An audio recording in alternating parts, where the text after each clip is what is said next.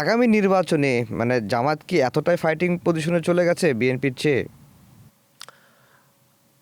দেখেন, এটা বলা আমাদের জন্য ডিফিকাল্ট, কারণ আমাদের নির্বাচনটা হয় ফার্স্ট পাস দ্য পোস্ট সিস্টেমে, এফপিটিপি সিস্টেম।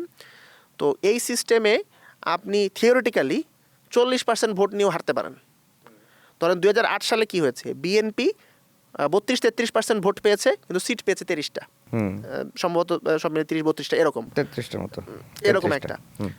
অথচ আপনি যদি এটা প্রপোর্শনাল রিপ্রেজেন্টেশন হতো, তাহলে আপনি 32-33% ভোট পেয়ে আপনি প্রায় 100টা সিটের মতন পেতেন। তো এখন জামাতের আসন ভিত্তিক সাপোর্ট কত ইন কম্প্যারিজন টু বিএনপি, এইটা না জানলে আমরা আসলে বলতে পারবো না যে ভোটের রেজাল্টে জামাত কীরকম পারফর্ম করবে।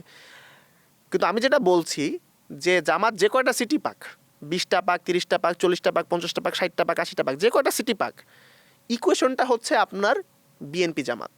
ধরেন এর আগে বিএনপি সিট কম পাইলো কি বেশি পাইলো, আওয়ামী লীগ সিট কম পাইলো কি বেশি পাইলো, খেলাটা হইলো আওয়ামী লীগ ভার্সেস বিএনপি। এখন খেলাটা হচ্ছে বিএনপি ভার্সেস জামাত। এইটার আপনার আসন ভিত্তিক ফলাফলের কোনো পূর্বাভাস না।